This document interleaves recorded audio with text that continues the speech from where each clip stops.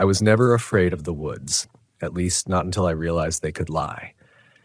When I joined the Forest Service, I thought I understood what the wilderness was. I thought it was a place of truth.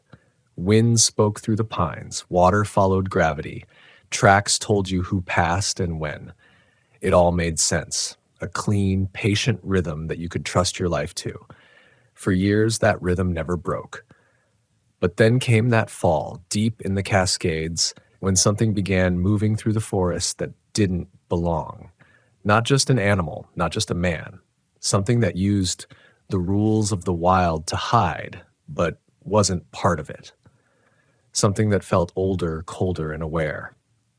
My name isn't important anymore.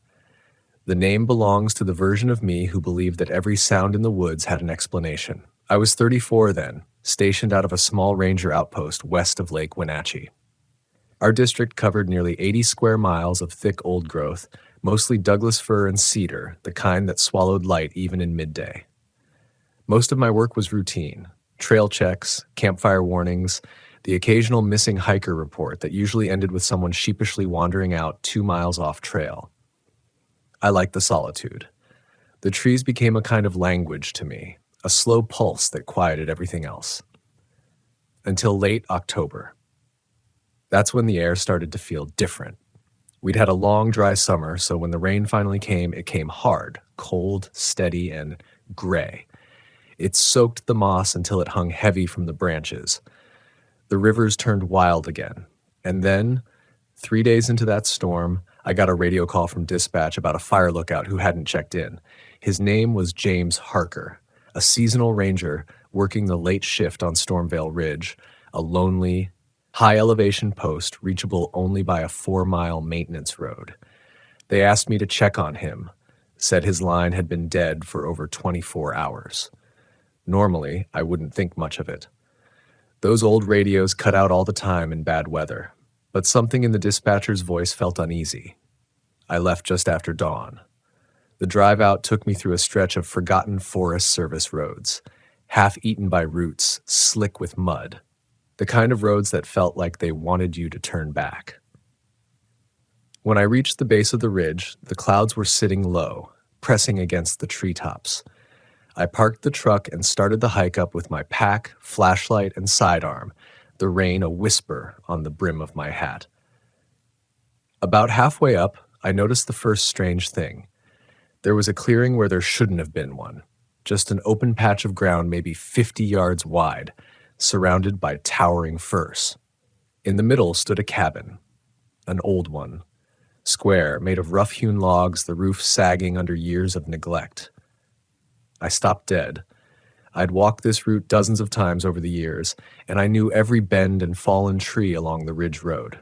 There had never been a cabin here. For a moment I thought maybe it was an old trapper's hut or fire crew shelter I'd somehow missed, but the wood was too well preserved.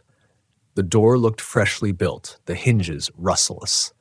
Smoke, thin, gray, rose from a tin chimney. Someone was inside. I called out, "Forest Service," and got no reply. My voice felt swallowed by the fog. I walked closer, boots sinking into the soft ground until I was maybe 20 feet away. That's when I saw the sign nailed to the door. Property of U.S. Forest Service, Cabin 12. There were only 7 ranger cabins in this entire sector. I'd worked in all of them. There was no Cabin 12. A chill worked its way down my spine, colder than the rain. I circled the building once. There were footprints in the mud, bare feet, large but uneven. They led from the tree line straight to the porch and none leading back.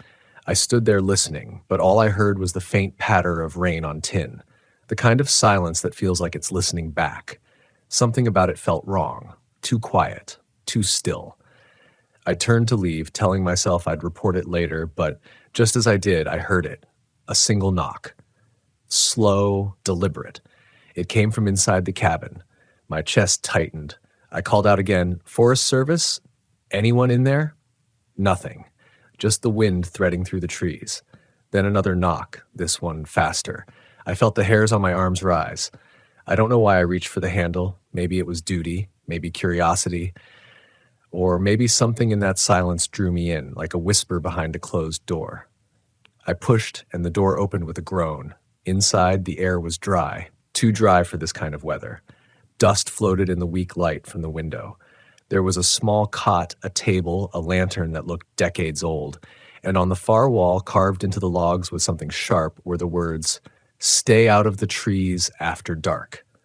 The letters were jagged, uneven, gouged deep into the wood. My breath hitched.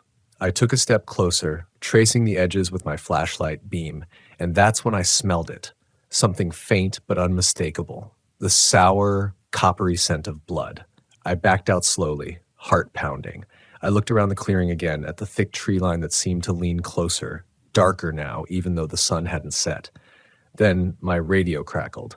"Base to Ranger, come in." I grabbed it, voice shaky. "This is Ranger 3. Go ahead." "Status on the Stormvale Ridge check?" "I found a cabin up here," I said, hesitating. "Doesn't match any coordinates on record. Sending photos when I'm back at the truck." There was a pause. Then, "Negative, Ranger. There are no structures on that ridge. Are you sure you've got your bearings?" I looked back at the cabin. The smoke from the chimney had stopped. The air felt heavier. "I'm sure," I said quietly. Another pause, longer this time. Then the dispatcher said, "Copy that. Return to base. We'll send a team tomorrow." I didn't argue. Something in me wanted out of there, fast. I turned to leave, moving down the ridge trail, rain starting to fall harder, the forest growing darker by the minute. But halfway down, I glanced back and froze. The clearing was gone. Where the cabin had stood was nothing but trees, thick and unbroken. No chimney, no footprints, no open ground, just moss and fir trunks slick with rain. I ran. By the time I reached the truck, I could barely breathe. My radio kept cutting in and out. When I finally made it back to base, the other ranger on shift, Tom, took one look at me and asked if I'd seen a ghost. I told him what happened. He laughed at first, then stopped when he saw I wasn't joking. We pulled up the old maps, topo grids, satellite overlays, property records. Nothing.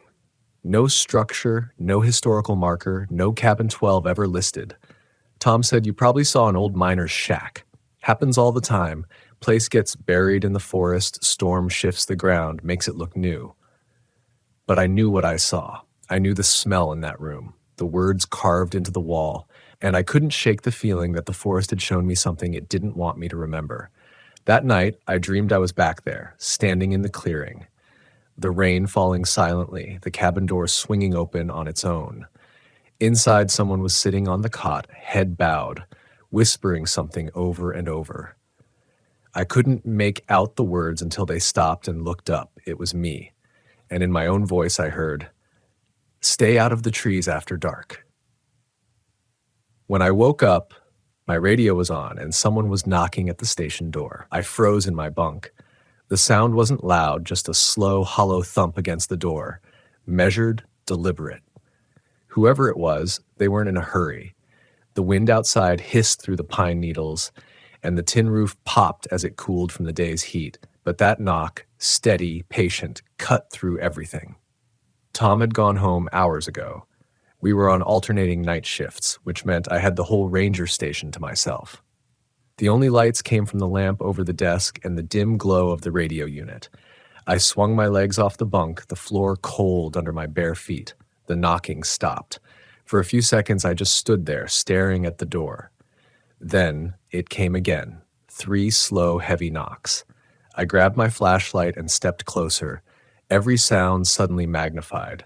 The creak of the floorboards, the faint hum of the fluorescent bulb, the slow, rhythmic beat of my own heart. "Who's there?" I called out. No answer. The rain had stopped hours ago, but when I looked out through the narrow window beside the door, the porch was wet, the railing slick with water, and there, barely visible in the mud below the steps, were prints. Big ones, barefoot. For a long moment, I couldn't move. My mind tried to explain it away, maybe a stray camper, lost, disoriented, maybe even an animal standing on 2 legs. But deep down, I knew better. Those prints looked just like the ones outside the cabin, the same uneven stride, the same wide heel marks. I flicked off the lamp, plunging the room into a dull gray shadow. The woods outside were darker than ink. My breath fogged the glass as I leaned in closer to the window. Nothing. The knocking didn't come again. Only the wind remained, sighing through the trees like something remembering how to breathe. I waited another minute, maybe two, then finally sat down at the desk and tried to steady my hands. I wrote everything down in the incident log. 2,300 hours. Unidentified visitor at door. No visual contact. Prints outside, barefoot, large. The act of writing helped, made it real in a way my thoughts couldn't twist. But as soon as I capped the pen, I caught something faint on the air. A smell. Wood smoke. I stepped back to the window. The scent was unmistakable. Dry pine, burning slow, the same smell from the cabin earlier that day. It was coming from somewhere near the ridge, miles away, but the wind carried it straight down into the valley like a warning. By morning, I was half convinced I'd imagined it all. Sleep came in fragments, every creak of the station jerking me awake. When the sun finally rose, I poured coffee and stepped outside to look at the ground again. The prints were still there, perfectly clear in the morning light. That's when Tom's truck pulled in. He hopped out, chewing on a granola bar, eyes narrowing when he saw my face. "You look like you've seen a ghost." I gestured toward the mud. "Tell me you see that." He crouched down, squinting. "Bear, maybe? Big one, though." "Bears don't walk like that," I said. He shrugged. "Whatever it was, it's gone now." Then he straightened and pointed toward the tree line. "You still up for checking Stormvale again? Base wants a report. Apparently that lookout still hasn't checked in." The name Stormvale made my chest tighten. "Yeah," I said after a moment. "Let's go." The drive back felt longer than before. The forest seemed denser somehow, as if the trees had grown closer together overnight. We parked near the same access road and began the hike up, the mud deep and slick beneath our boots. Tom joked most of the way, but I barely answered. My eyes kept drifting toward where I'd seen the clearing. When we reached the spot, I stopped. "Here," I said. "It should be right here." He looked around. Where what should be? The cabin. There was nothing but forest, unchanged, undisturbed, no sign of disturbed earth, no open ground. Even the moss looked untouched. Tom gave me a careful look. "You sure this is the place?" I nodded. "Positive." He scanned the woods, then motioned uphill. "Let's check the lookout. Maybe your guy doubled back." We hiked another mile to the old Stormvale Tower. The steps creaked as we climbed, the whole structure swaying slightly in the wind. Inside, it was empty. Coffee mug half full on the desk, a field journal open, pencil still resting in the binding, but no Harker. Tom flipped through the logbook. The last entry read, 10:27, heard knocking. Thought it was wind. Not wind. We'll check in morning. There was no follow-up. I felt my stomach drop. He heard it too. Tom frowned. "Heard what?" "The knocking." He didn't answer, just looked at me the way people do when they're not sure if you're joking or unraveling. We radioed in the find, reported Harker missing, and were told to stay on site until a search team could arrive. That meant one more night up there. I didn't like it, but protocol was protocol. Tom pitched the tent near the tower while I went down to the creek for water. That's when I noticed something on the far bank, half buried under the roots of a fallen cedar. A board, dark with age, its edges eaten by rot. I pulled it free, and when I turned it over, my heart skipped. Stamped in fading paint were the words, Cabin 12. I dropped it like it burned. I don't remember walking back, just that Tom was already lighting the stove when I got there. I told him what I found, showed him the photo I'd snapped on my phone. He didn't laugh this time. "Maybe there was a cabin," he said quietly. "Maybe it got torn down years ago, flood or fire or something." But his voice didn't sound convinced. That night, we built a small fire beside the tower. The woods were silent except for the distant groan of the wind. Around midnight, the temperature dropped fast. I could see my breath clouding in the air.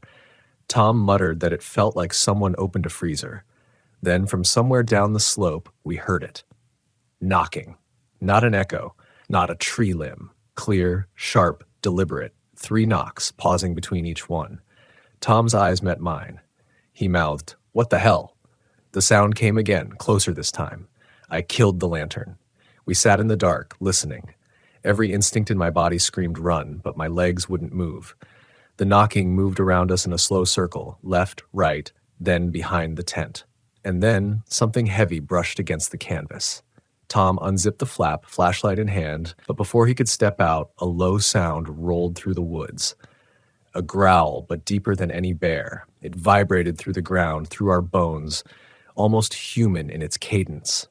Then silence. We waited for what felt like hours before dawn broke. When we finally stepped outside, the frost glittered across the clearing like glass shards. And in the snow-dusted ground between the tower and the trees were tracks. Massive, barefoot tracks that stopped halfway across the clearing and vanished as if the thing had taken flight. Tom refused to speak the rest of the morning. When the search team arrived, he handed in his badge 2 days later. I stayed. I don't know why. Maybe to prove it wasn't real. Maybe to understand it. But that night, when I came back alone to the station, something was waiting for me on the porch. A piece of wood.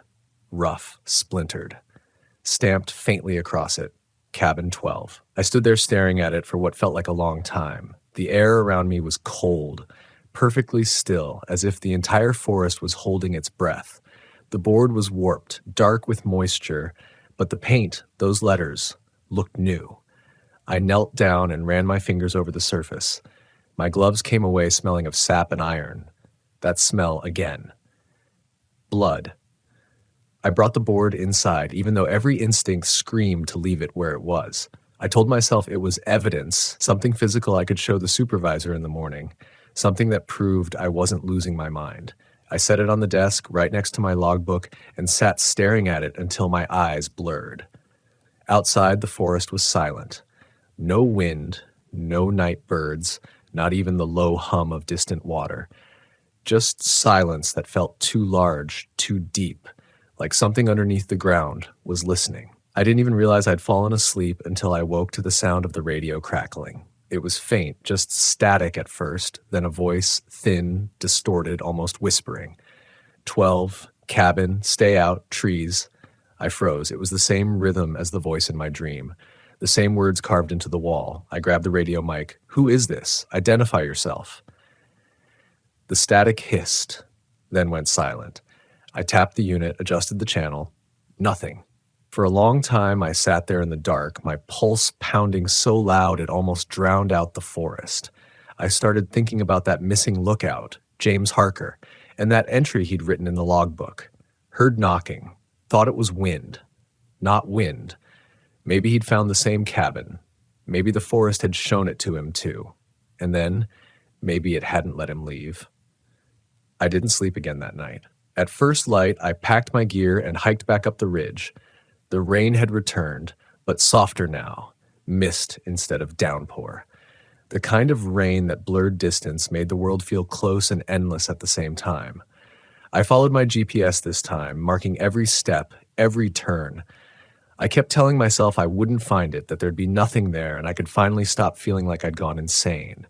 But halfway up the ridge, the mist thickened, and the forest grew quiet again. That heavy kind of quiet that doesn't feel natural. And then I saw it, the clearing, exactly as before, open ground, dark soil, tall firs bending inward as if trying to hide it from view. And in the center, the cabin. Smoke curling from the chimney, door slightly ajar. My hands trembled. The air was colder here, as if the place made its own weather. The smell of smoke and something else, wet wood, iron, rot. I walked forward. My boots left no prints in the mud. That's what I remember most. The ground looked soft, but I didn't leave a trace. The door creaked when I pushed it open. Inside was dim, lit only by the gray light through the small window. The words were still carved into the wall. Stay out of the trees after dark. But now there was something else. A second line, etched below the first. You didn't listen. The cot was empty, but the blanket was folded neatly.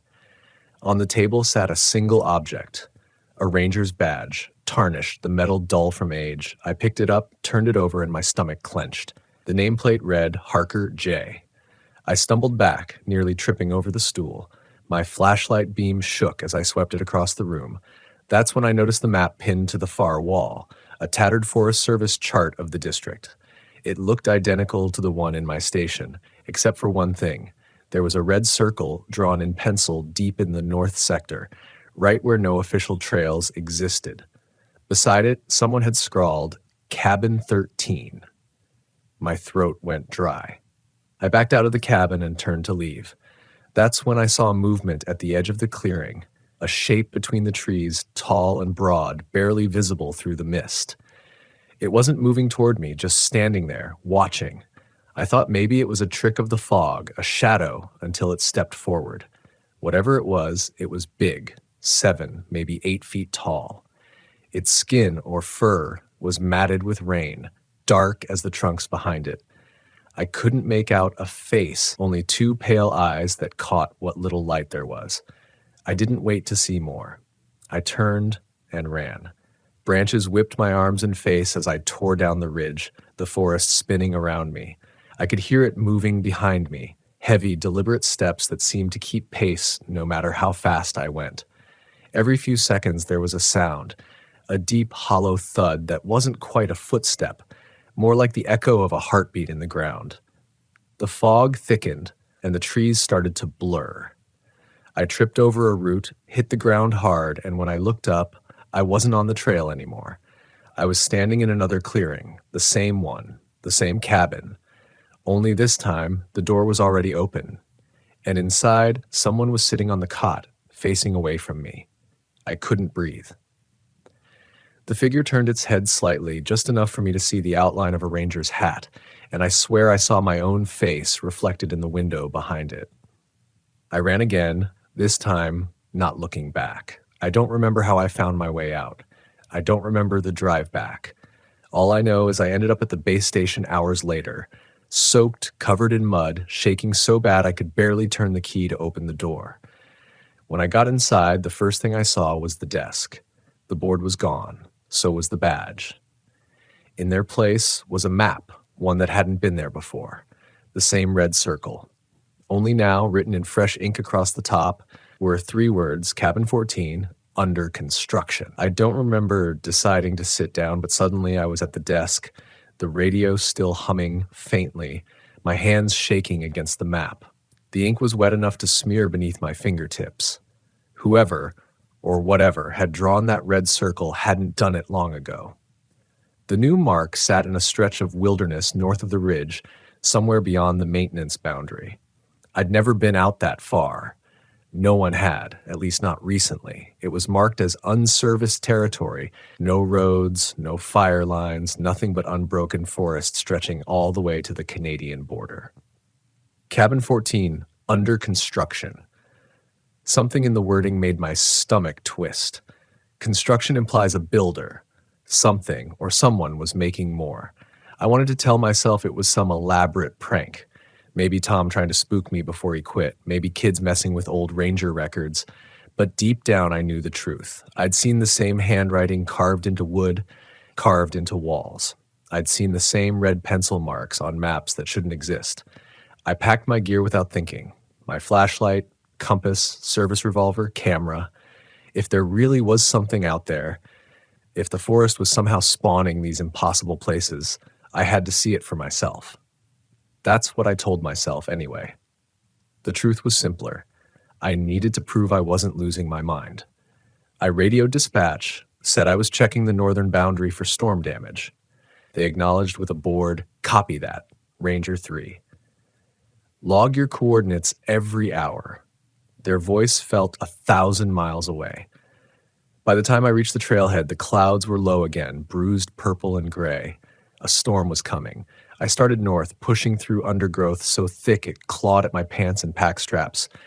The ground was uneven, covered in moss and half-buried roots. I followed the compass more than any visible trail. About 3 miles in, the forest changed. The pines grew taller, their trunks narrowing toward the top like spears. The air was colder, heavier. I could see my breath even though it was late afternoon. The sound of my boots on wet earth seemed too loud, echoing like I was walking through a hollow space rather than an open forest. Then came the smell. Smoke. The same slow-burning pine, drifting between the trees like a ghost. I moved slower, Every sense on edge. My flashlight beam wavered over the ground. No prints, no trail. Only once did I see something that didn't belong. A wooden post driven into the soil, old and half rotten. A rusted number plate nailed to it read 13. My mouth went dry. Beyond it, through the mist, I saw a faint orange flicker. A fire. It came from another clearing, smaller than the first, but eerily similar, round, flat, bordered by perfectly spaced firs that formed an almost symmetrical circle. In the center stood a cabin. Fresh wood this time, beams still raw and pale like it had just been built. Smoke poured from the chimney. I should have turned back right there, but I walked forward, every step sinking softly into the moss. I could hear hammering now, slow, rhythmic, steady as the knocking that haunted me before. When I reached the edge of the clearing, the sound stopped. "Forest Service," I called out, voice catching in my throat. "Who's out here?" Nothing. The hammer lay on the porch, old and rusted, still warm to the touch. I took a photo with my phone. The camera flash reflected off the wet boards like a pulse of lightning. Inside, the cabin was unfinished, half the walls still skeletal, gaps open to the fog, but the layout was the same as before. The same cot, the same table, the same faint words carved into the wall. "Stay out of the trees after dark." Only this time, a fresh carving sat beside it, the letters deep and wet. "Welcome back." Something moved behind me. I spun around, flashlight beams slicing through the dim. For an instant, I saw a shadow dart past the open wall. Huge, fast, silent. The smell hit me next, wet fur and iron. Then the sound. A low, rhythmic breathing coming from just beyond the doorway. My flashlight flickered. I took a step backward, the wood floor creaking under me. The breathing stopped. I turned and bolted out the front. The forest swallowed the cabin behind me, the fog folding over it like water. I didn't stop running until my lungs burned. When I finally looked back, there was nothing but trees. No firelight, no smoke, no clearing. Just forest. It was nearly dark when I found the trail again. My GPS was dead, compass needle spinning uselessly. My radio crackled once, just once, and through the static came a whisper so faint I wasn't sure it was real. Cabin 15. Then silence. By the time I stumbled back to my truck, the storm had broken. Sheets of rain hammered the windshield as I sat there shaking, trying to make sense of any of it. I drove back to the station in the dark, headlights catching only walls of water and glistening trunks. When I finally reached base, every light inside was off. My key turned easily in the lock, but the door pushed open before I could touch it. The room smelled of damp wood and smoke. There on my desk was another map. The same one. Only now, circled in red across the entire district were the words, Cabin 15, inhabited, and taped beside it my photograph, the one I took of the half-built cabin, printed, clear, and impossible, because standing in the doorway of that unfinished structure was a figure, wearing my uniform, looking directly at the camera. For a long time, I couldn't move. The photo trembled in my hand, drops of rainwater falling from my sleeve onto the paper. It was me. There was no denying it. The same jacket, same patch on the shoulder, even the small tear near the cuff I'd gotten months ago while clearing a fallen branch. But the face in the picture wasn't mine. Not exactly. It looked older, hollow. The skin was too pale, the eyes sunken, the mouth set in something that wasn't quite a frown, more like a warning. And behind that figure, faint in the unfinished doorway of the cabin, were others, shadows half-formed, as if the forest itself was taking shape around them. I dropped the photo. The air in the station was wrong. It felt thick, like breathing underwater. The lights flickered once, then steadied. The map on the desk rustled, though there was no wind, and that smell, smoke and rot and something metallic, crept into my nose again. I reached for the radio. The line was dead. "Tom?" I called out, even though I knew he was long gone. My voice sounded strange, smaller somehow. Then I heard it knocking.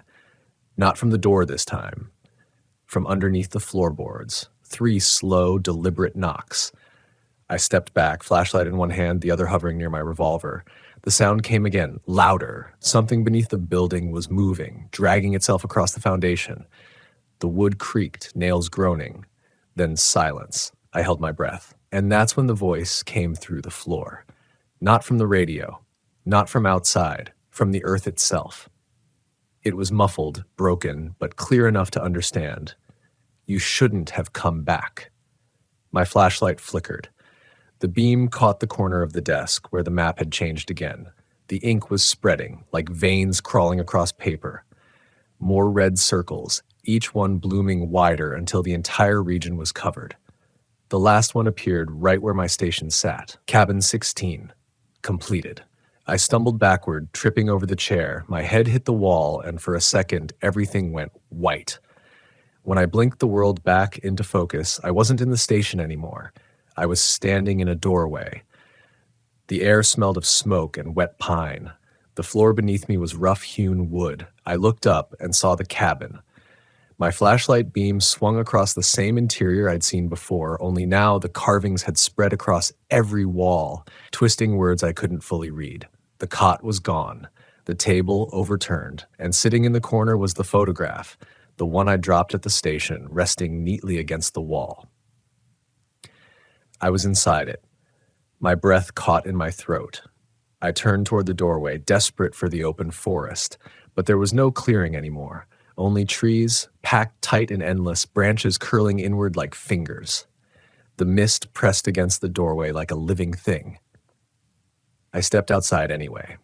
Every direction looked the same. No sky, no horizon, only the muted glow of fog. Somewhere far off, a knock echoed, then another, closer.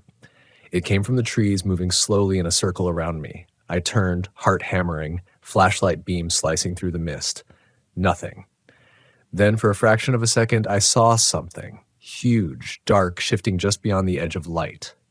Two eyes reflecting back, dull amber, watching me without blinking. I backed toward the cabin, my mind scrambling for logic, for training, for anything that could explain this. But the forest wasn't behaving like a place anymore. The mist swallowed sound. My own breathing echoed back to me, half a second late, as though something nearby was imitating it. Then came the voice again, this time closer, whispering from somewhere among the trees. You built it. I spun toward the sound, and there at the edge of the clearing stood a figure. My uniform, my hat, my posture, the same as the man in the photograph. Only now I could see the face clearly. It was mine. Every scar, every line, but the eyes were wrong. Too deep, too bright, like coals under ice. He tilted his head slightly, mirroring my own movement. Then he said, in my exact voice, they needed a caretaker. He raised his hand, pointing past me. I turned, and the cabin wasn't alone anymore. There were others, dozens of them, scattered through the trees' deck, faint outlines of cabins forming in the mist, walls shimmering like heat waves, roofs materializing and fading. Each one flickered as if caught between being real and not. Some half-built, some collapsed, some burned black. And in the doorway of each stood a figure in a ranger's uniform, staring silently toward me. I tried to run, but the ground gave way. My feet sank into mud that wasn't there seconds before. The mist closed in, pressing against my skin like hands. I fought my way forward, gasping, and when I finally looked up, I was standing in front of the first cabin again, cabin 12. The door was open. Inside, the walls were covered with carvings, names, hundreds of them. I moved closer, running my hand over the rough wood. Some of the names I recognized, range hikers who'd gone missing over the years, and near the bottom, freshly carved, was one more, my own. I staggered back. My vision blurred, the floor tilting under me. The air vibrated, low and steady, like the forest itself was breathing. Then, somewhere deep in the trees, something began to move. A heavy, deliberate rhythm. Footsteps too large to be human. Each one closer, shaking the ground beneath me. The cabin door slammed shut on its own. The last thing I remember before everything went black was the sound of hammering, slow, steady, building something new. When I woke up, it was morning. I was lying on the ground outside my station. My uniform was torn, my hands covered in splinters. The map on the desk was gone. Everything looked normal. Birds singing, sunlight through the trees. For a moment, I almost believed I dreamed it all, until I stepped off the porch and saw it. A new signpost driven deep into the ground beside the trail. Fresh wood, clean lettering burned into the grain. Cabin 17, under construction, and beneath it, carved in the same jagged hand I'd seen on those walls, Welcome, Ranger. I stood there for a long time, staring at that signpost as the forest stirred awake around me. The morning light filtered through the pines, but it didn't bring warmth. It just made everything clearer. The wetness of the soil around the post, the hammer marks in the wood, the faint footprints circling it. Big ones. Bare ones. I wanted to believe it was a prank. Maybe Tom was still out there, laughing somewhere, waiting for me to call it in so he could tell me I'd been initiated into some unspoken ranger folklore. But deep down, I knew that wasn't true. Tom's laugh was gone. His voice, gone. And the forest was too still, too deliberate to let coincidence live here anymore. Every instinct screamed at me to leave. Just get in the truck, drive down the service road, and never look back. But I couldn't. There was something about that sign, something that pulled at me. So I stayed. That night, I built a fire behind the station. The flames caught fast, the crackle sharp in the cold air. I sat on the edge of the light, watching the darkness move like a slow tide beyond the trees. Every few minutes, I thought I heard someone walking around me. Not close, just enough to remind me I wasn't alone. The forest changes when you've seen its true face. You stop trusting the way the branches move. You stop believing that sounds are what they seem. Out here, silence isn't peace, it's attention. I remember once an old man from a nearby town told me the woods keep their own kind of census. He said every ranger, every hiker, every lost soul leaves something behind. And sometimes the forest doesn't just take people, it recreates them. The ones who wander too far in stop being visitors. They become fixtures, part of the balance, the caretakers of its darker corners. I think that's what the cabins were. Not bilm rings, vessels, each one marking where the forest decided to keep someone. When I closed my eyes that night, I saw them again. Dozens of cabins flickering in and out of the mist, each one humming faintly with the echo of a name, each one breathing. They weren't places to rest. They were placeholders, and mine was waiting to be finished. Sometime past midnight, the hammering started again. Slow, rhythmic, deep in the timberline. It carried through the trees like a heartbeat. Thump, thump, thump. I tried not to listen. I told myself it was a branch, an animal, the wind. But denial only works in daylight. Out here, the night always tells the truth eventually. And then I heard the other sound, the one that still makes my chest tighten when I remember it. A whistle, not a human whistle. It was almost too perfect, too even, like something mimicking what it had once heard from us. It drifted closer, the tone warbling softly, almost like it was trying to call someone home. The fire began to fade. When I looked up, I saw movement between the trees, a tall, pale shape gliding just at the edge of sight, the same one I'd seen near the first cabin. Only now it wasn't just watching. It was following the sound of the whistle, moving in sync with it. And when it stopped, so did everything else. The forest, the wind, even the fire, all held still. I heard a voice behind me whisper, "It's ready." I turned, but there was no one there. Only the outline of the cabin, my cabin, taking form in the shadows beyond the clearing. Walls shimmering like breath on glass. I knew then that the forest wasn't something you protect. It was something that protects itself. Every ranger who thought they were here to manage it was just another set of hands, another willing builder, another piece of its memory. And when the forest decides it's time to keep you, it doesn't chase you. It just waits for you to accept that you never really left. I woke at dawn again, sitting in my truck, keys in the ignition, headlights still on. My body was covered in mud. My boots were wet. I didn't remember getting in the truck, didn't remember starting it, but the forest around me was quiet again. Too quiet. I drove. Didn't stop until the asphalt replaced dirt, until I saw the first flicker of cell reception on my phone. I pulled over near a diner just outside the forest boundary. I sat there for nearly an hour before going inside. The waitress asked if I was okay. I told her I'd had a long night in the woods. She smiled, nodded slowly, then said, "You rangers always do. Forrest doesn't forget faces. Something in the way she said it chilled me. I asked her what she meant, but she just turned away, pouring coffee into a chipped mug, her eyes fixed on the window facing the tree line. When she finally looked back, she said quietly, "They found a cabin up there last month. Burned out. Not on any map. You should tell your people to stop marking new ones." I didn't answer. I couldn't. Because in that moment, I realized something I'd been too afraid to admit. The cabins weren't appearing on our maps because we weren't the ones building them. We were just the ones who discovered them when they were done. And each time a ranger went missing, another cabin was added to the forest's memory. Another caretaker, another name carved into the wall. It's been 3 years since that night. I quit the service, moved 2 states away, but sometimes, on still mornings when the fog rolls low, I hear that same whistle drifting through the trees behind my house, and I swear, sometimes I smell smoke. There are moments when I think about driving back there to see if Cabin 17 ever got finished, to see if the forest still remembers me. But then I remind myself, the forest doesn't forget. It just waits. And every time I close my eyes, I see that photograph again, my own face staring back, hollow and worn, standing in front of a cabin that doesn't exist on any map. And in the silence that follows, I hear the voice again, calm, steady, echoing from the dirt.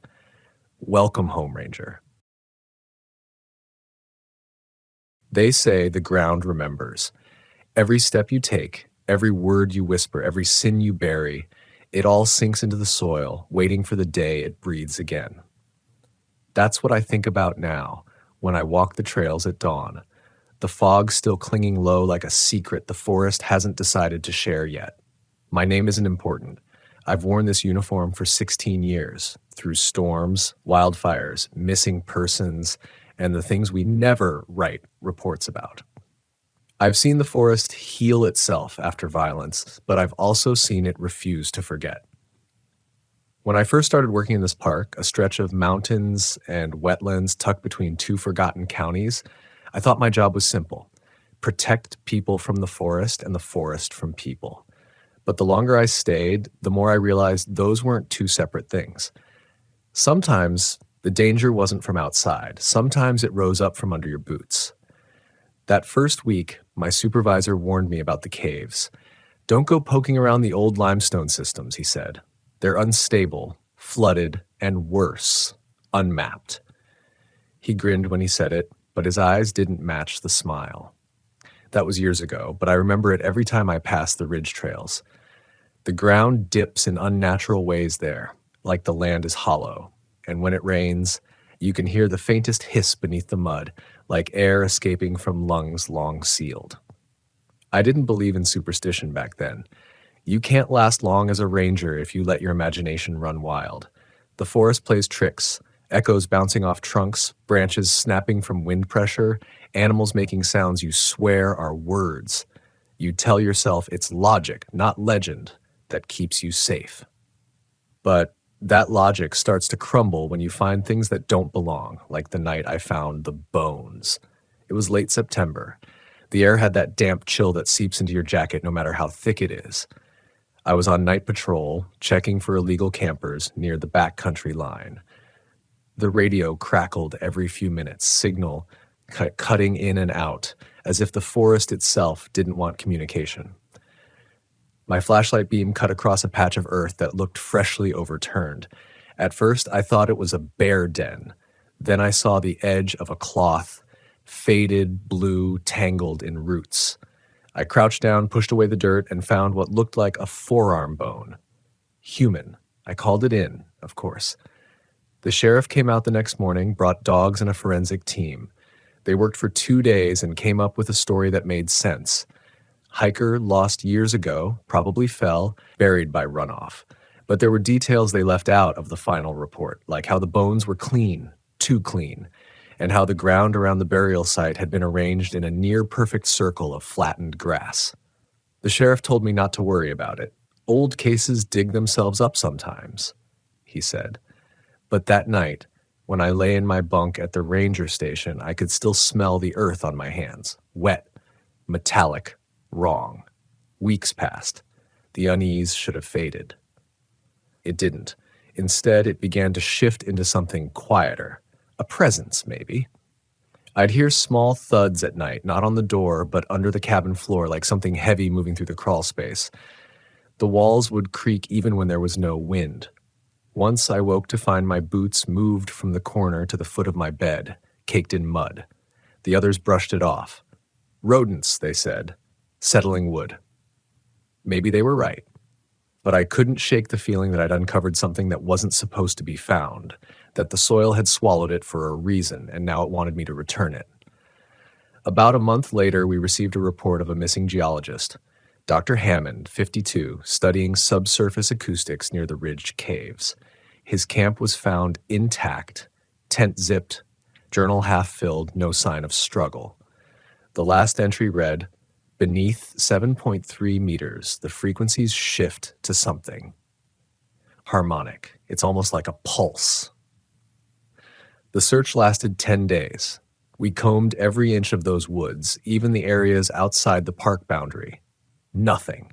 Then, on the 11th day, one of our volunteers found Hammond's field recorder wedged between two rocks near the main cave mouth. It was still running, the tape coated in fine dust. We gathered around the player in the ranger station, expecting to hear static. What came through instead made my stomach turn. At first, it was just wind, then a faint dripping sound, rhythmic, steady. But beneath it, almost buried in the noise, came something like breath, slow, deliberate inhalations, followed by a single sharp sound, like a shovel striking rock. Then Hammond's voice. It's hollow. The resonance, it's moving. My God, it's moving. The tape cut out there. The investigation declared him lost to a fall. Case closed. But 3 days later, we found fresh footprints outside the same cave system. Barefoot, wide set, each print nearly twice the length of a man's. They led from the cave entrance to the stream and stopped. We measured, photographed, filed the report. No follow-up. After that, the other rangers started trading shifts away from that sector. No one wanted to patrol alone. Some said the caves had bad air pockets, carbon monoxide leaks that made you hallucinate. Others whispered older stories of a miners' colony buried alive a century ago, their tunnels collapsing during an earthquake, their bodies never recovered. Locals still refused to dig wells in certain places, saying they could hear hammering beneath the soil on cold nights. I didn't believe any of that until the knocking started again. It was around midnight, early December. I was on overnight watch at the outpost, one of those creaking wooden structures built in the 60s, windows fogged from inside. The snow had settled thick over the forest, muffling everything. No birds, no wind, just the hiss of my breath against the glass. Then came the sound. 3 knocks. Faint. From beneath the floorboards, I froze. The sound came again, this time slower, deliberate. I got down on my knees, pressed my ear against the plank, and heard something else, a low, drawn-out exhale. When I went outside, the snow around the cabin was untouched. No prints, nothing disturbed, and yet the ground near the porch felt warm. That's when I realized the truth that's haunted me since. Whatever was buried beneath this park wasn't dead. It was waiting. That night marked a change. The forest began to feel aware of me. Trees leaned closer when I passed. The soil softened underfoot, as if something beneath was listening. I caught myself talking aloud to the silence, apologizing for what I dug up. I don't remember when I started doing that. It just felt necessary, like acknowledgement kept it calm. Then came the spring thaw. The river swelled and the caves flooded. Whole sections of trail collapsed. I was assigned to monitor erosion damage along the lower basin. That's where I saw it again. The same circle of flattened grass, same soil turned as if from within, and right at the center, a single human tooth. Clean. Perfectly white. Placed like an offering. That was the moment I stopped thinking this was random. It wasn't coincidence. It was communication. And I think, no, I know, it wanted to be found again. I didn't report the tooth. Maybe that was my first real mistake. Protocol said to photograph, log, and send it for analysis, but something in me resisted. It wasn't fear, not yet. It was more like reverence or guilt, as if I'd stumbled into someone else's graveyard uninvited. so I covered it back with soil and moss, the way you gently pull a blanket over a sleeping child. The earth seemed to breathe as I did it, like a sigh or maybe a warning. That night, I couldn't sleep. Every creak of the cabin floor sounded like something trying to come up through it. The walls felt too close, the air thick with that damp iron scent I'd only ever smelled near open graves after a rainstorm. Around 3 a.m., I heard tapping again, not beneath the floor this time, but on the window. 3 slow rhythmic taps. I sat up, my hand instinctively going to the flashlight on the nightstand. When I turned it on, the beam hit the glass, and for a split second I thought I saw a handprint. Muddy, oversized, sliding down the pane. But when I stepped closer, it was gone. Just condensation, I told myself. Just the forest playing tricks again. Except the next morning, when I walked the perimeter of the cabin, there were prints.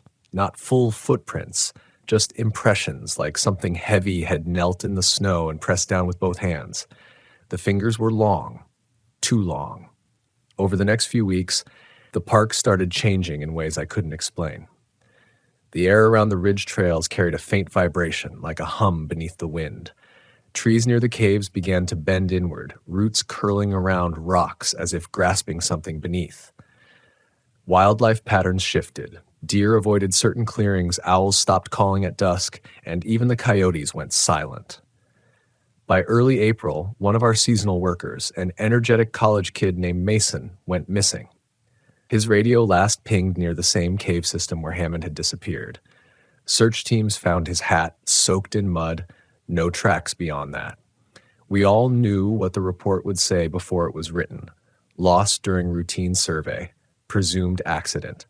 But the part no one talked about was the smell.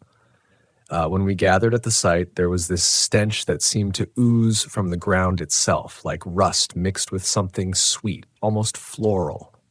The kind of scent that makes your body want to recoil and inhale at the same time. It lingered long after we left, clinging to my jacket like smoke. That night, I dreamed of the caves again. In the dream, I was crawling through a tunnel, my hands sinking into wet clay. There were bones embedded in the walls, but they were moving, slowly shifting deeper like they were alive.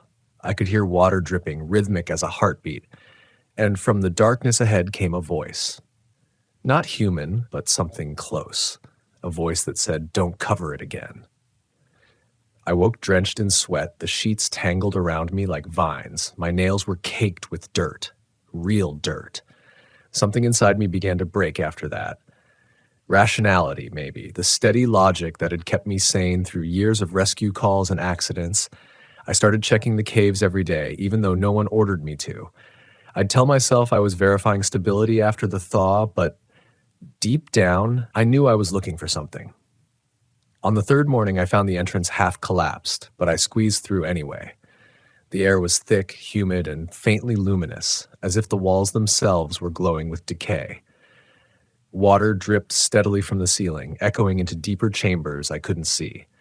I followed the sound, counting my breaths to stay calm. 20 steps in, I saw carvings. Not graffiti. These were older, primitive, etched deep into the limestone. Hands, circles, lines that spiraled inward toward a single point like a whirlpool or an eye. Beneath the carvings were bones, small ones, animal at first, but then human. Fingers, teeth, arranged in patterns that made no sense, except one thing stood out. Every circle of bone had a hollow center, a pit just big enough for someone's face. I don't remember leaving. One moment I was staring at that pattern, the next I was outside again, daylight burning my eyes. I checked my watch. It said I'd been inside for over 2 hours. I had no memory of that time. None. The other rangers started avoiding me after that. They said I was acting strange, that I spent too much time alone. Maybe they were right. I stopped eating with them, stopped answering radio calls for hours at a time. I'd sit near the ridge and just listen to the soil, the trees, the quiet thrum that felt alive underfoot. Then one afternoon, a storm rolled in from the west. Black clouds, low and fast, the kind that feel like they're crawling rather than moving. The ground trembled slightly as thunder rumbled across the valley. That's when the cave began to hum again, deep and resonant, like the earth itself was breathing through a buried lung. I ran toward it, rain blurring my vision, mud clinging to my boots. The entrance pulsed faintly with a reddish glow, just enough to see the shape of the rocks shifting, as if they were softening. I shouted into the cave, maybe for Hammond, maybe for Mason, maybe for whatever was listening. My voice came back to me, distorted, pitched lower, repeating not my words, but something else. It said my name. The echo wasn't quite right. It dragged the vowels out, made them sound older, slower. I froze there, rain pounding against my hat, and in that instant I felt the ground beneath my feet sink slightly, like the soil had turned to breath. The hum deepened until it wasn't sound anymore, but sensation, vibrating through my bones, behind my teeth, down my spine. Then it stopped. The storm passed as suddenly as it came. The glow faded, the air stilled, and for a brief moment the world returned to normal. But when I turned back toward the station, I saw something on the trail. Footprints again. The same oversized barefoot impressions I'd seen before. This time they led directly to my cabin. Inside, everything was undisturbed, except for one thing. On my desk, where my field map had been, someone or something had drawn a perfect spiral in dirt. At the center of the spiral was another tooth, the same shape, the same perfect white. I sat there staring at it for a long time, rainwater dripping from my jacket, the smell of wet soil heavy in the air. It wasn't just random, it was a message. But from who or what? The following morning, I took a sample of the dirt from the desk to our regional lab. I needed proof, something tangible, something scientific to anchor me back to reality. The report came back 2 days later. The technician looked pale when she handed me the file. She said, "This isn't from your park." The soil was rich in diatom deposits that matched samples found nearly 100 miles away, specifically from a quarry that had been shut down decades ago after a collapse. 27 workers were buried alive, their bodies never recovered. The site had since become overgrown forest, and eventually part of our park's expansion zone. That night, I sat alone in the cabin, listening to the wind scrape against the siding. The realization hit me like a slow bleed. We hadn't been protecting the forest. We'd been walking over graves, unmarked, unrested, unforgotten. And now, something beneath the soil was remembering us back. I tried to ignore it after that, to pretend that life could go back to the way it was before I knew. I filled my days with routine, clearing debris from trails, maintaining the visitor overlook, checking signage, anything to keep my mind busy. But it's strange how, once you've heard the earth speak, silence doesn't sound the same. It's not quiet anymore, it's watching. By late May, the park was green again. Ferns uncoiled, rivers swelled, tourists returned. I should have felt relief. Instead, I felt like an intruder. Each step I took into those woods felt like trespassing. Every laugh from a camper grated on me, as if they were mocking something sacred buried beneath them. One morning, as I was repainting a trail marker near the North Ridge, I saw an old man standing at the tree line. He wasn't wearing hiking gear, just a wool coat and a wide-brimmed hat that looked soaked from years of rain. He was staring at the ground, not at me. I called out, "You all right, sir? This trail's closed beyond the ridge." He didn't answer, just kept looking down at the soil. I walked closer. He turned then, slowly, like it took effort. His face was pale, eyes glassy but alert in a way that made my stomach twist. "You dug where you shouldn't," he said. His voice was dry as bark. "The ground keeps what it's owed." Before I could reply, he turned and walked into the trees. I ran after him, but the forest swallowed him up. There were no footprints, no sign he'd ever been there. I told myself it was stress. Maybe I'd imagined it. Maybe I was still rattled from the cave, from everything that came after. But that night, when I locked the cabin door, I found mud smeared across the threshold in the shape of a hand, 5 long fingers, dragging inward. The next day, I went to the archives, old ranger reports, land surveys, mining maps. I needed to understand what had been buried beneath this park. Most of the early records were missing or blacked out, but one document stood out: Seismic Survey Log, 1962. It mentioned a series of underground voids detected beneath the ridge caves, structures too symmetrical to be natural. Excavation had been proposed, then abandoned due to unusual collapses and abnormal sound patterns. The last line of the report made me stop cold. Recommend area remain undisturbed. Presence beneath limestone deemed active. Active.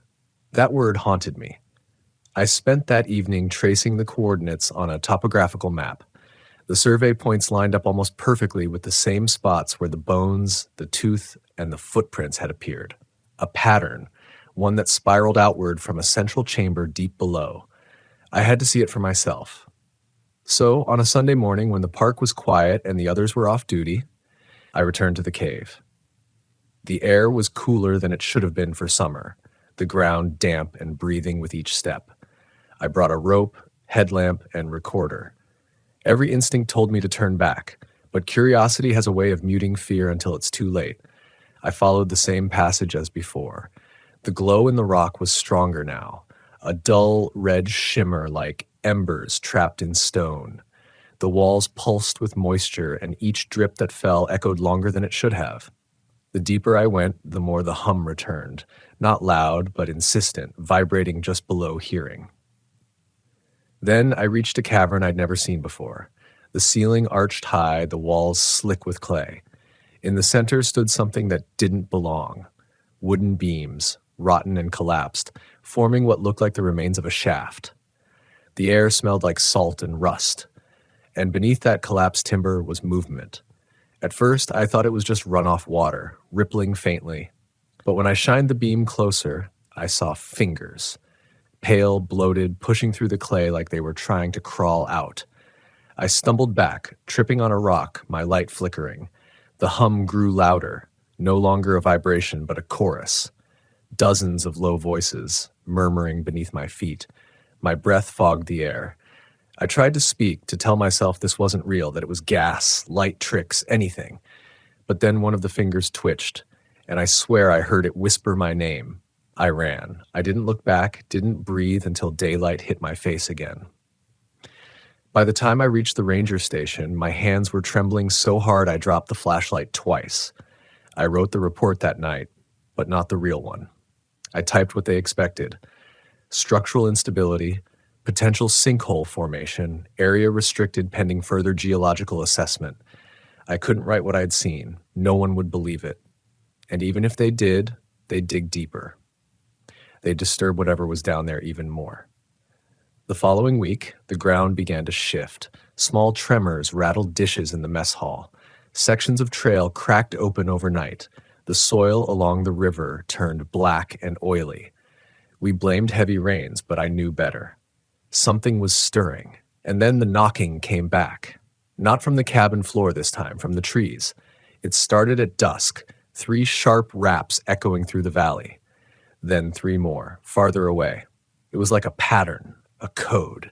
The forest was calling back to itself. Even the animals reacted. Flocks of crows burst from the branches all at once, as if chased by something unseen. I tried to drown it out with radio chatter, static, anything.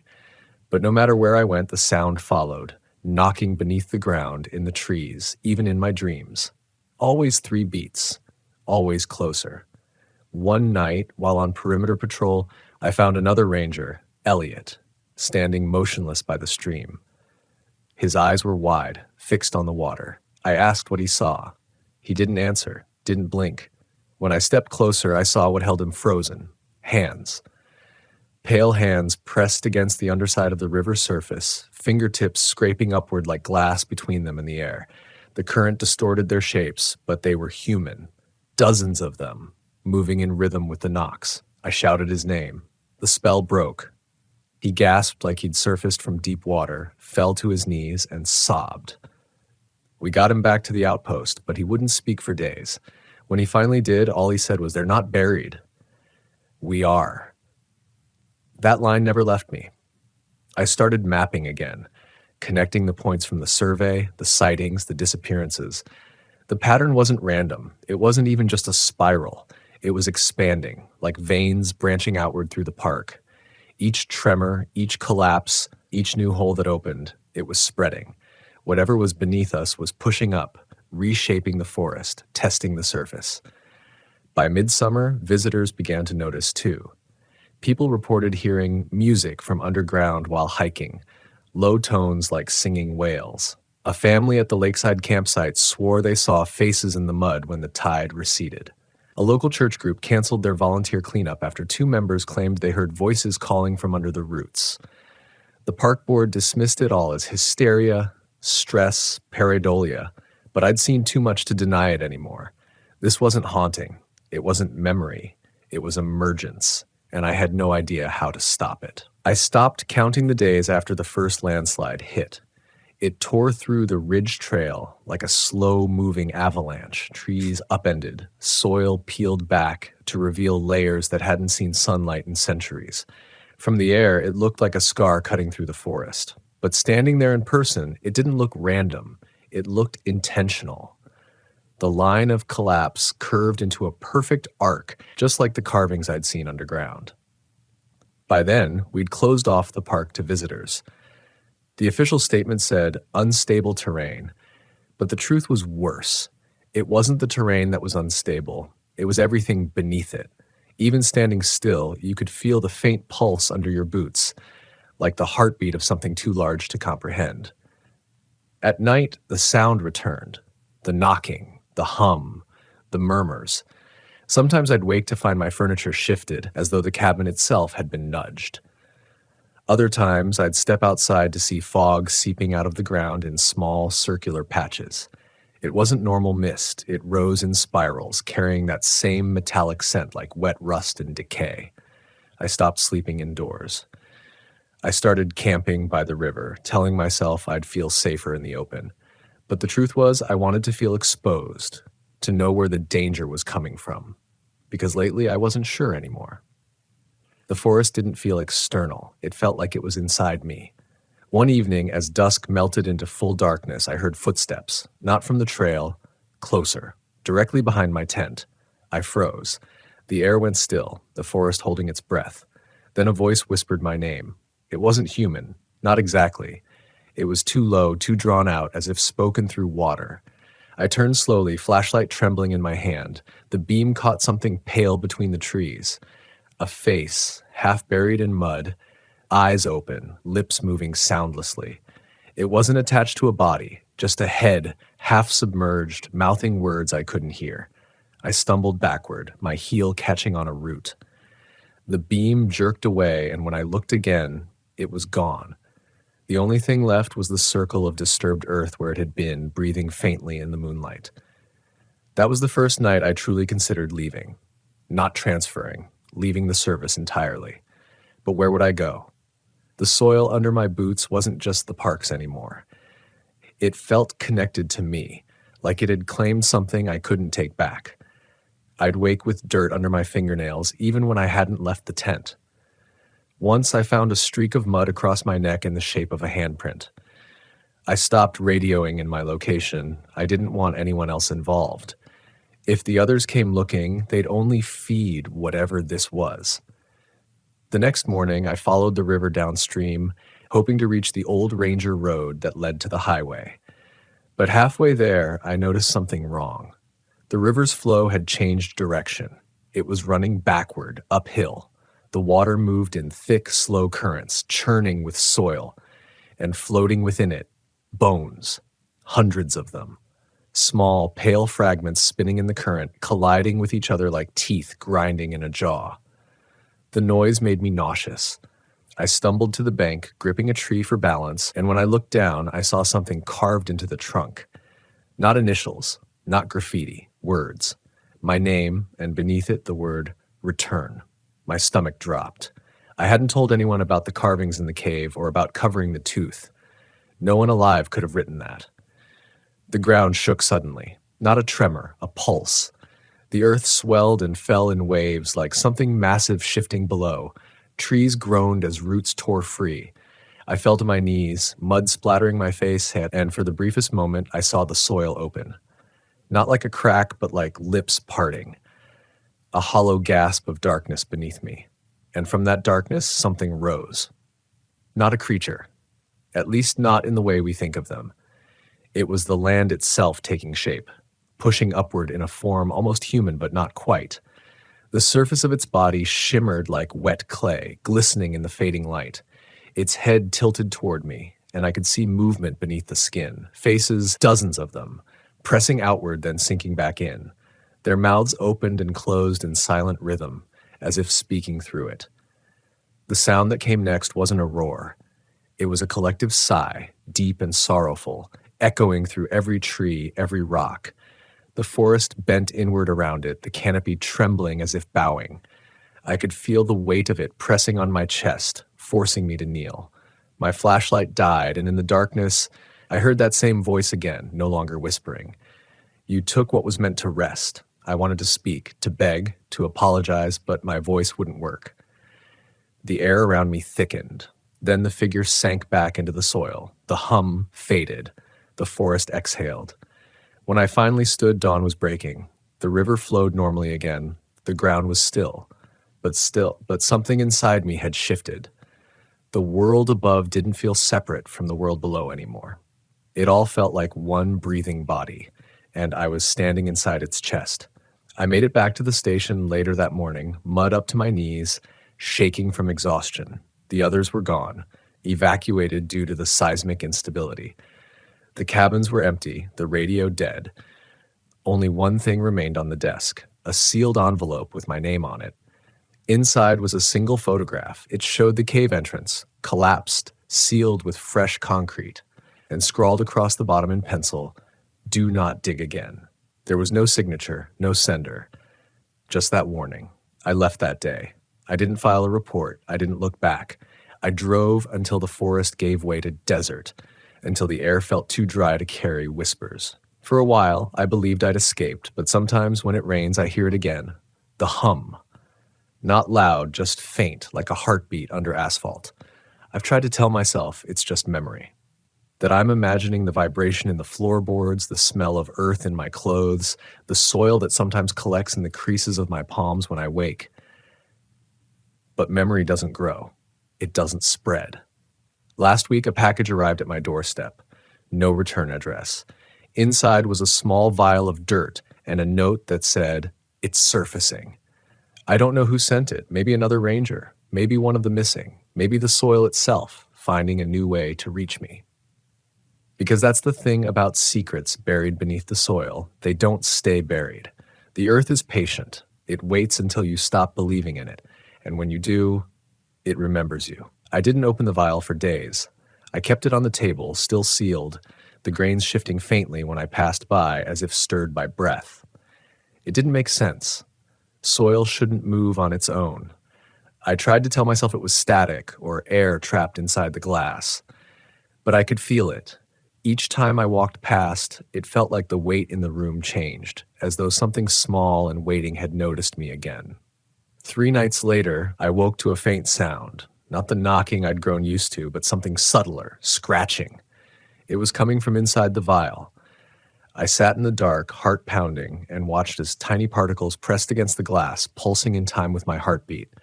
I wanted to throw it out, bury it, crush it. Anything to make it stop. But some part of me needed to know. I twisted the lid off. The smell hit me instantly, damp, iron-heavy, unmistakable. The smell of that cave. For a moment, I could swear I was back there, the drip of water echoing somewhere in the dark, my boots sinking into soft clay. I blinked and the room swayed. The floorboards beneath me creaked like they were bending. When I looked back down, the soil wasn't still anymore. It was spreading, slowly crawling out of the vial, a thin stream winding across the table. The grains clung together like something alive, forming tiny ridges, circles, spirals.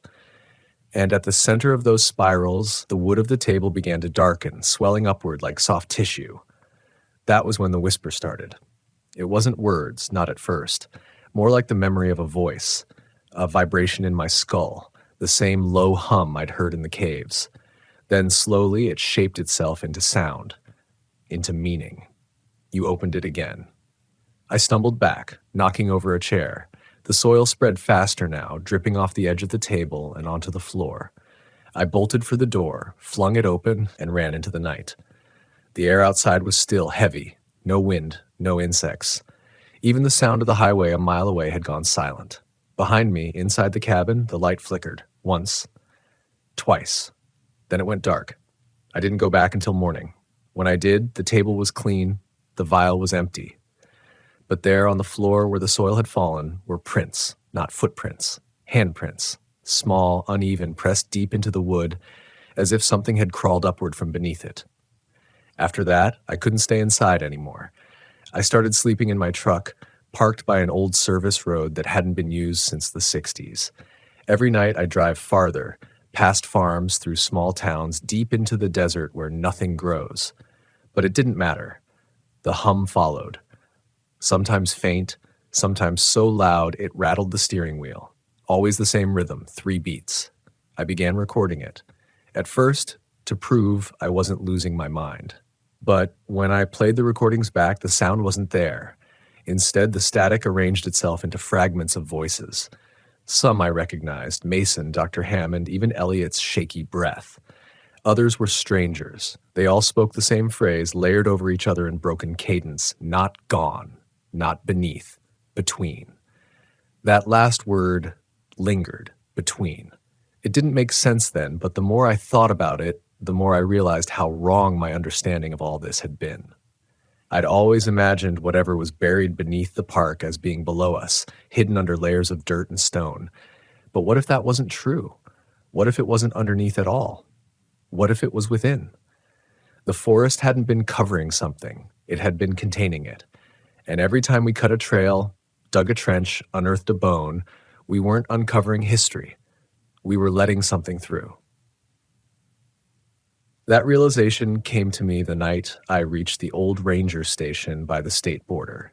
It had been abandoned for years, roof half collapsed, walls blackened from a lightning fire. But the sign still stood, Department of Natural Lands, Sector 7. I'd never worked this far north, but I'd heard rumors. This station had been the original outpost before the park expanded. Some said the first rangers here disappeared during a flood that wasn't on any record. I found a box of maps inside, soaked and curling with age. One caught my eye. It wasn't a topographic survey or visitor layout. It was a series of concentric rings drawn in red pencil, radiating outward from a single point labeled Void Zero. Scribbled next to it were 3 words, surface compromised, seal failed.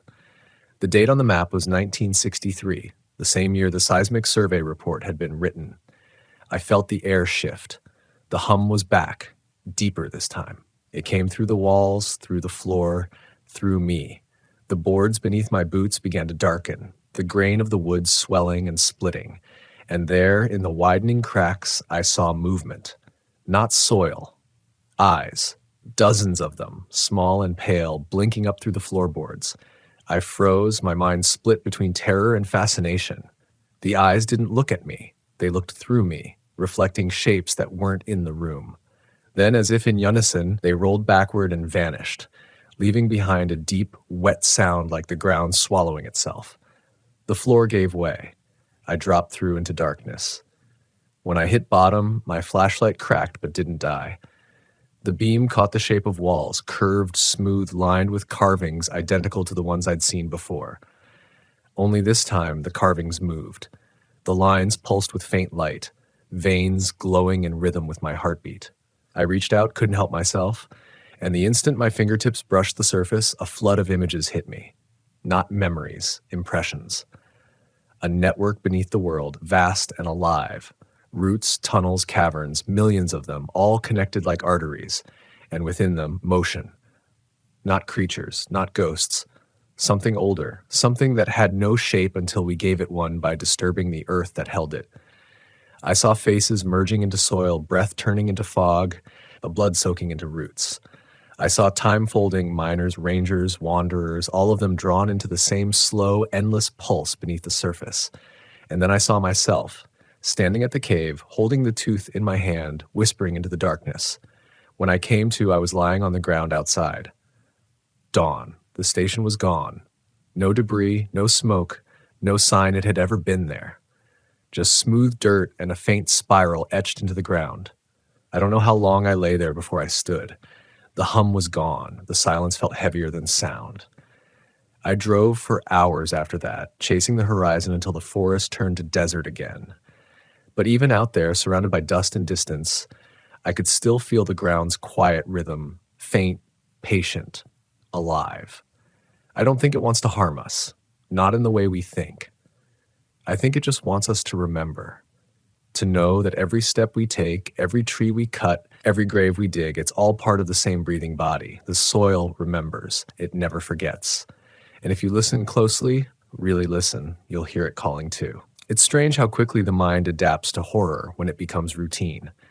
The hum became my background noise, my pulse's echo. I'd tell myself it wasn't there, that it was just tinnitus, that the soil wasn't breathing, that the ground beneath my feet wasn't flexing like a lung. But denial doesn't survive when reality starts moving around you. Weeks passed like mist. I stopped counting. I drove north through plains and forests from Montana to Idaho, and every night, no matter where I parked, something found me. Sometimes it was the faint shifting of pebbles under the tires. Sometimes a breath of wind that wasn't wind, carrying a damp, earthy scent that no desert should have. I began to understand it wasn't following me from the park. It was already everywhere. The soil was a single organism, and the park was just one place where the surface had cracked enough for me to see its veins. When I finally reached a small ranger substation near the edge of the Sawtooth Wilderness, I told myself I'd turn in the reports.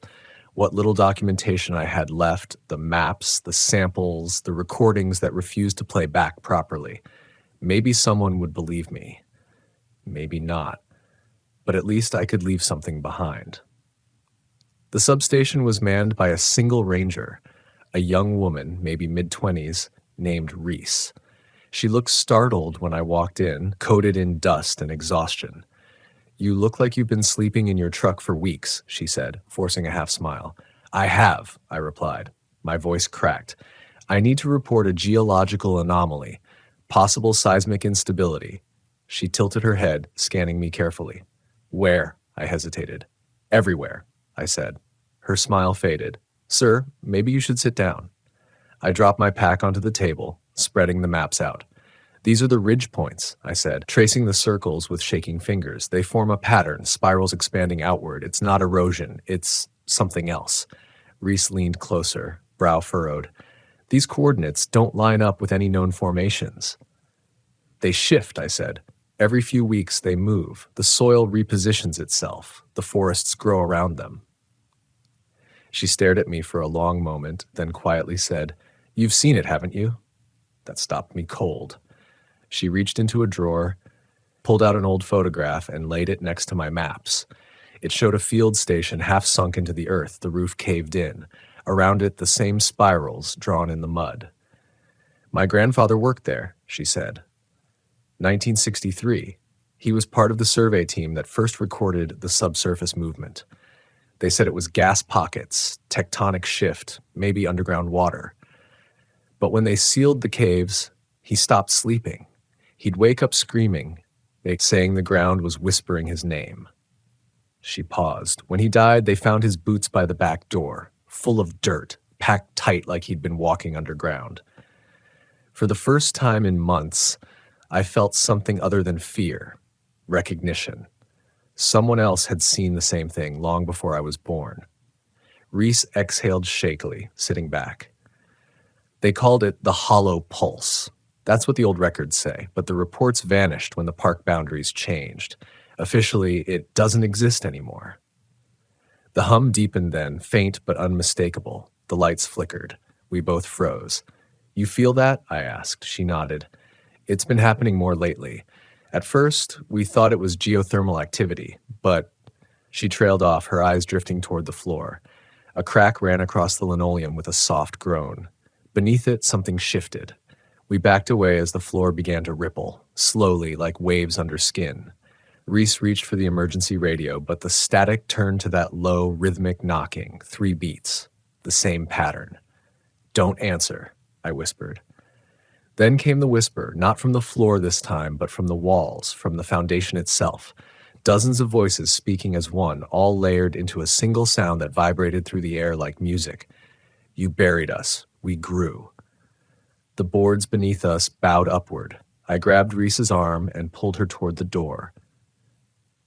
She resisted, frozen in disbelief. "What is it?" she cried. "Not what," I said. "Where?" We ran outside just as the ground behind us cracked open. The building didn't collapse. It was swallowed. The soil rose up, folding around it like a mouth closing. Within seconds, it was gone. Only the spiral remained. We stood there panting, covered in dust, listening to the hum fade into silence. Reese stared at me, eyes wide with disbelief. "You knew," she whispered. I nodded weakly. "I've been hearing it for months, but now it's louder." We drove west that night, through dark valleys and narrow canyons, neither of us saying much. Every few miles, the headlights caught strange shapes on the roadside, patterns carved into the dirt, faint ridges that looked disturbingly like ribs. Around dawn, Reese pulled over. The sun was rising over a field of pines, the light golden and quiet. For a moment, it felt peaceful. She looked at me, exhausted. "If this hollow pulse has been spreading all these years, there's no way to stop it, is there?" I stared out the windshield, thinking of the caves, the faces, the breath beneath the earth. "No," I said finally. "You don't stop the soil. You just learn what it's saying." She frowned. "And what's it saying to you?" I turned to her. "That it's awake." The silence that followed was heavy. She started the engine again, but before she could shift gears, the radio clicked on by itself. No static, just breathing. Then a faint voice, deep and slow, spoke through the speakers. "You left the door open." Reese slammed the radio off, trembling. "What door?" she asked. I didn't answer. Because I knew. The cave, the tooth, the vial, the soil I'd released wasn't contained by land or distance anymore. Whatever had been buried wasn't trapped underground. It was part of the world now. It was beneath every road, every city, every home. We drove until we hit the coast, where cliffs dropped straight into the Pacific. I'd always thought the ocean would feel safer, something the soil couldn't touch. But as the waves crashed below, I noticed the sand patterns at the base of the cliffs. Circles, spirals. Reese saw them too. "It's here," she said quietly. I nodded. "It never left." That night, we camped by the water. The waves sounded almost like breathing. As the tide rose, I watched the sand darken, tiny bubbles rising and bursting in rhythm. Reese lay awake beside the fire, staring at the sky. "Maybe it's not trying to hurt us," she murmured. "Maybe it's trying to come home." I didn't know what to say. When dawn came, the sand where we'd slept was covered in prints. Our own, but deeper, as if someone heavier had walked inside them during the night. That was the last time I saw Reese. She left before sunrise, said she was going to follow the pattern north, track the tremors, maybe warn others. I didn't stop her. You can't warn people about something they're already standing on. Now I move constantly, never staying in one place long enough for the ground to remember me. But I still feel it. Sometimes in the rumble of a subway train, sometimes in the vibration of my own heartbeat against the floor. The line between us and it has thinned. Maybe it was never there at all. They say the ground remembers, but maybe it's not memory. Maybe it's hunger. I started keeping notes after Reese left. Obsessive, detailed notes on everything. Tremors, animal behavior, soil composition, the way the sound changed depending on elevation. It wasn't about proving anything anymore. It was about understanding what I'd awakened, or what had awakened me. At first, the data looked meaningless. Random spikes in vibration, unexplained magnetic shifts, brief surges of static at specific frequencies. But when I layered them over the old survey maps, something took shape. A web. The points connected across hundreds of miles, converging on one faint flickering signal that pulsed every 21 hours, like a heartbeat under the continent. And at the center of that pulse was the park. I drove back. I told myself I wouldn't get close, that I'd just watch from the ridge road. But I think part of me knew I'd never be free until I saw it again. The access road was half buried now. Grass and young pines had already claimed the cracks in the asphalt. The signs were gone. The entrance kiosk had collapsed into the mud, its roof torn off by years of storms. I parked the truck and stepped out. The air was different. Heavy, metallic, humming. The park was breathing. Fog rolled low through the trees, hugging the ground. I could feel the pulse under my boots, slow, steady, ancient. The forest didn't look dead, but it didn't look alive either. The trees were wrong, angled subtly inward, their trunks bending toward the center of the valley like worshippers bowing before something unseen. I hiked for miles before I reached the clearing where the old outpost used to stand. There was no cabin now, no station, no trace of human construction, only a wide, circular depression in the earth, smooth as a bowl. I knew, without needing to check, that this was the spot where it had all started, the first cave, the first bones, the first whisper. The soil shimmered faintly in the sunlight, damp even though the air was dry. I knelt, pressing my hand to the ground.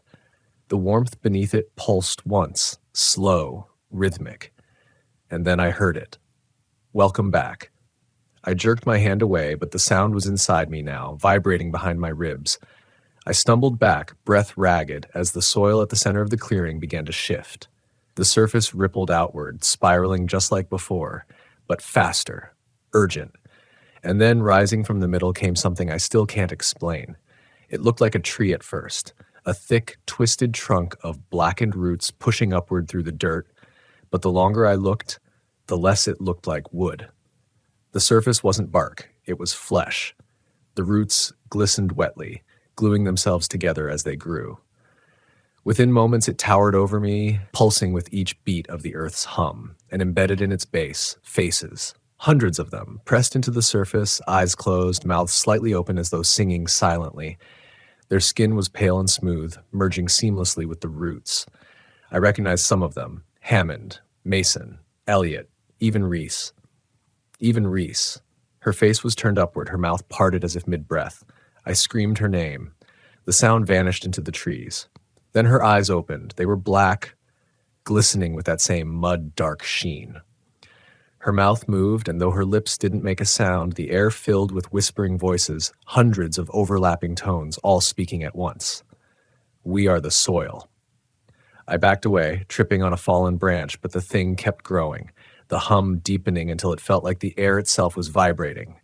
The forest bent inward, branches creaking, leaves shaking loose. I couldn't tell if I was hearing words or just the echo of my own mind unraveling. Then, in one violent tremor, the entire clearing split open. The ground fell away beneath me, and I dropped into darkness. I don't know how long I fell, seconds, minutes, maybe hours. When I hit bottom, I was surrounded by warmth and sound. The air was thick, humid, glowing faintly red like light seen through skin. The walls pulsed. The ground was soft, alive, breathing beneath me. I realized then I was inside it, inside the Earth's body.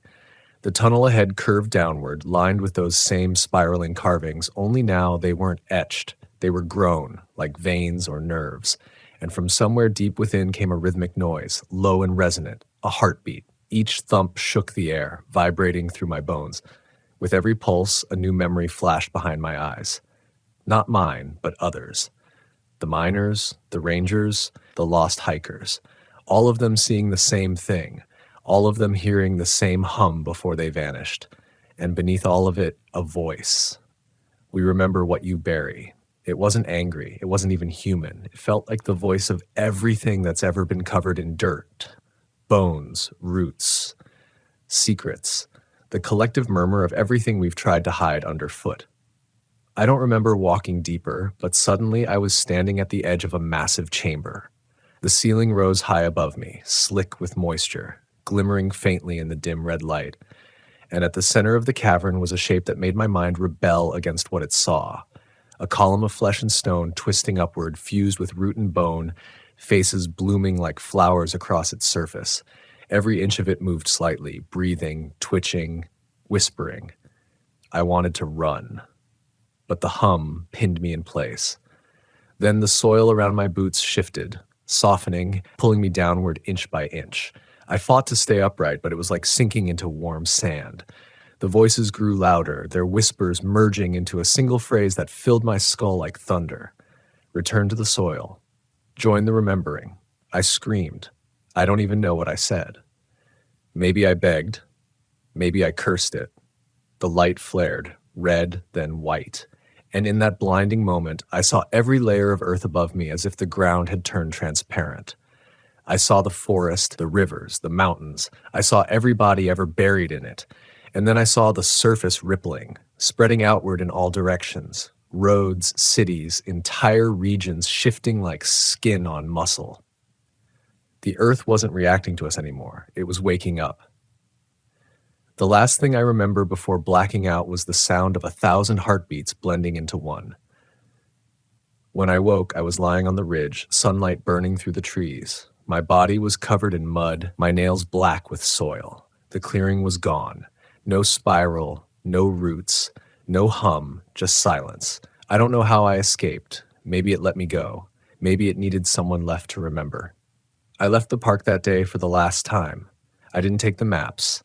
I didn't take the notes. Everything I'd recorded was already in me, etched into my thoughts, my heartbeat, my blood.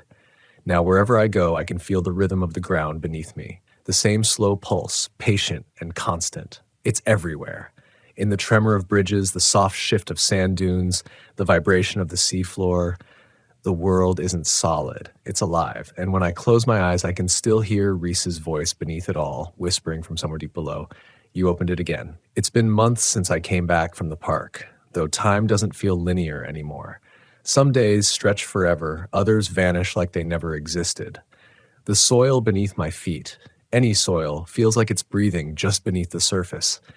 I keep trying to pretend I'm normal again, that I can blend back into the rhythm of people who don't know the ground remembers. But the world hums now, low and constant, like the resonance of a hidden organ. I rent a small place near the desert's edge, a cabin on hardpan earth where nothing grows. I thought maybe that would quiet it, but the silence here has a texture, like it's waiting to be broken. The nights are the worst. That's when I hear it through the floor, slow, steady pulses that sync perfectly with my heartbeat. I've started recording again, not to prove anything to anyone, but to chart how the hum changes. Some nights it's low, barely audible. Others it shifts into something almost melodic, like breath through a hollow pipe. When I analyze the waveform, it repeats in threes, 3 beats, always 3. Sometimes I hear whispers woven into it, words that come and go before I can catch them. I used to think they were echoes from memory, Hammond, Mason, Reese, but now I think it's something else. I think it's the soil itself trying to learn speech. A week ago, I noticed something strange outside. The ground around the cabin had begun to ripple, subtle, like the tremor before a quake, but constant. When I stepped outside to check, I found small circles of disturbed dust, perfectly symmetrical. Each one contained a single white object. Teeth. Dozens of them, half buried and clean, arranged like seeds ready to sprout. I didn't touch them. I just stood there, staring, the desert wind dragging its long breath across the dunes. I could have sworn I heard faint laughter, not cruel, not joyful, just ancient. That night, I dreamed of Reese again. She was standing in a field of ash, her hair moving as though underwater. The air around her shimmered with heat, and the ground beneath her feet pulsed with light. When she looked at me, her eyes were black as soil, and her voice came through the hum. "It's not under us anymore," she said. "It's through us." I woke to find dirt under my fingernails again. The same iron-sweet smell filled the air. I burned the sheets, moved the bed, scrubbed the floorboards. It didn't matter. The smell always came back. Then the lights began to flicker. 3 times. Then stillness. The power company said there were no outages in the area. But I knew. It was the pattern again. The rhythm. The reminder. I drove out into the desert the next day. I don't even know what I was looking for. Maybe proof that I wasn't insane. Maybe the edge of it, if such a thing exists. I parked miles from any road, stepped into the endless flatness, and walked until I couldn't see the truck anymore. The air shimmered with heat, the horizon trembling like the surface of a living thing. Then I saw them. Circles. Dozens of them. Maybe hundreds. Perfect rings pressed into the desert floor, each one large enough to swallow a house. From above, they might have looked like ripples from a stone dropped into an ocean. From the ground, they looked like scars. I walked to the center of the nearest one and crouched down. The soil there was darker, looser. I brushed it with my fingers. It was warm. Beneath the surface, something shifted, slowly like muscle flexing. I froze. The hum started again, faint but unmistakable. It wasn't just sound, it was pressure, moving through me, through everything. My bones vibrated, my teeth ached, and for a second I thought I saw the ground rise and fall, as though breathing. I whispered into it, "What do you want?" The answer came, soft as wind through dry grass. To remember. The voice wasn't angry. It wasn't even separate. It felt like it came from inside my chest. I don't know how long I stayed there, kneeling in the sun, my hand pressed to the earth. The hum grew steadier, calmer. I started feeling connected. Not terrified. Not anymore. Just aware. Like I was part of something enormous and alive that didn't care about human definitions of fear or time. But then, just as suddenly, the calm broke. The soil beneath me convulsed, and the air filled with a deep guttural sound, like thousands of voices gasping at once. The circles around me began to sink, collapsing inward, forming funnels that twisted into the ground. Dust erupted into the air. I stumbled back, choking, as the desert opened itself. And then, through the haze, I saw movement. Figures. Dozens of them, rising slowly from the pits, shapes made of dust and bone and soil, faces blurred, limbs forming and dissolving like smoke. They weren't walking, they were unfurling. Some crawled, some floated, some reached upward with hands that disintegrated into sand. They surrounded me but didn't touch. They stood still, heads tilted, faces flickering through forms I recognized. Hammond, Mason, Reese. Even my own reflection among them, distorted and shifting. I couldn't move. I couldn't breathe. The air trembled with one unified whisper, "You are part of the remembering." And in that instant, I understood what it meant. It wasn't punishment. It wasn't vengeance. It was absorption. Everything that's ever touched the soil, every voice, every body, every secret, it all feeds into the same endless pulse beneath us. We don't return to dust when we die. We return to memory. When I opened my eyes again, it was night. The desert was still. The circles were gone. My footprints were the only marks left. But when I looked down, my hands were stained black to the wrists, and faint patterns, spirals, had formed beneath the skin, glowing softly before fading into nothing. Now, wherever I go, I see signs of it spreading. Cracks in sidewalks shaped like veins, grass growing in perfect circles, rivers that shift direction by inches every year, the hum in engines and train tracks and thunder. The earth no longer sleeps. And sometimes, when I close my eyes, I can still feel that warmth under my feet, the heartbeat beneath everything. It's not fear anymore, it's awareness. The soil doesn't need us to believe in it. It remembers us anyway. And when it calls again, I don't think I'll run. I think I'll listen. Because maybe that's what we were meant to do all along, not to conquer the land, not to own it, not even to protect it, just to remember with it, to sink and to join and to become part of the hum that never stops. The earth was never silent. We just forgot how to hear it, and now it's teaching us again.